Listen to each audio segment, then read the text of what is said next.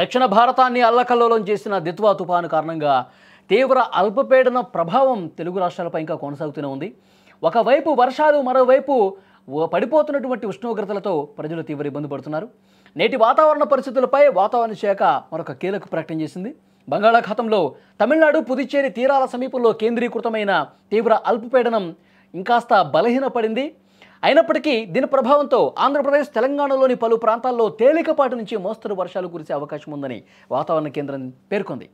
ఇక ఏపీలో ఈరోజు దక్షిణ కోస్తా ప్రాంతంలో నేడు లేదా 1-2 చోట్ల ఉరుములు, మెరుపులతో కూడిన మోస్తరు నుంచి భారీ జల్లులు పడే అవకాశం ఉంది. ఈ వర్షాల సమయంలో పెనుగాలులు కూడా వీచే అవకాశం ఉంది. ప్రజలు చాలా జాగ్రత్తగా ఉండాలి. ముఖ్యంగా రాయలసీమ ప్రాంతంలో 1-2 చోట్ల ఉరుములతో కూడినటువంటి వర్షం కురిసే అవకాశం ఉంది. మరోవైపు ఉత్తర కోస్తా ఆంధ్రప్రదేశ్లో మాత్రం ఈరోజు వాతావరణం పొడిగానే ఉండే అవకాశం కనిపిస్తోంది. తెలంగాణ రాష్ట్రంలో వర్షాలు చాలా వరకు తగ్గుముఖం పట్టాయి.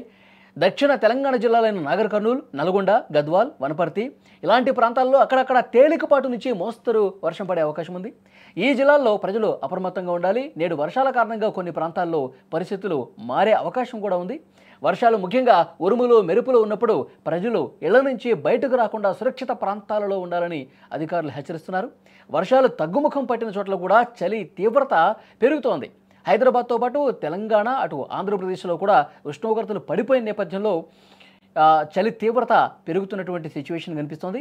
మరోవైపు 2 తెలుగు రాష్ట్రాల్లో ఏదైతే ఇంతకుముందు చెప్పినటువంటి కొన్ని ప్రాంతాల్లో వర్షాలు పడే అవకాశం ఉందని చెప్పానో అక్కడ ఉరుములు, మెరుపులతో కూడినటువంటి వర్షాలు పడే అవకాశం ఉంది. కాబట్టి అక్కడ పిడుగులు పడే అవకాశం కూడా ఉండొచ్చు. కాబట్టి బయటికి వెళ్ళేవాళ్ళు, ముఖ్యంగా పొలం పనులకు వెళ్ళేవాళ్ళు జాగ్రత్తలు తీసుకోవాల్సినటువంటి అవసరం ఉంది.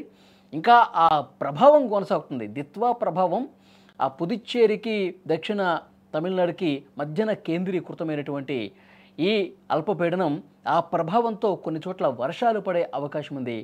ఎక్కువగా మొత్తం పొడి వాతావరణం ఉన్నప్పటికీ కూడా ఏవైతే కొన్ని ప్రాంతాలలో మాత్రమే ఈ విధంగా వర్షపాతం నమోదయ్యే అవకాశం ఉంది. ప్రజలు బయటకు వెళ్ళేటప్పుడు, పొలం పనులకు వెళ్ళేటప్పుడు, ఏదైనా వర్షం పడేటప్పుడు చెట్ల కింద మాత్రం ఉండొద్దు. పడుతున్నటువంటి కొన్ని ప్రాంతాల్లో అయినా సరే ఉరుములు, మెరుపులతో కూడినటువంటి వర్షం పడే అవకాశం ఉంది. కాబట్టి ఆ సమయంలో పర్టికులర్గా జాగ్రత్తలు తీసుకోవాల్సిన అవసరం ఉంది. మరోవైపు సాయంత్రం 5 తర్వాత ఉదయం 10 గంటల వరకు చలి తీవ్రత ఎక్కువగా ఉండే అవకాశం ఉంది. ఎందుకంటే ఉష్ణోగ్రతలు పడిపోయిన నేపథ్యంలో చలి ఇంకా పెరిగే అవకాశం కనిపిస్తుంది. రోజు రోజుకి చలి తీవ్రత పెరిగే అవకాశం ఉంది. కాబట్టి దానికి తగ్గట్లుగా జాగ్రత్తలు తీసుకొని ప్రజలు బయటకు రావాలని కూడా వాతావరణ శాఖ చెప్తోంది.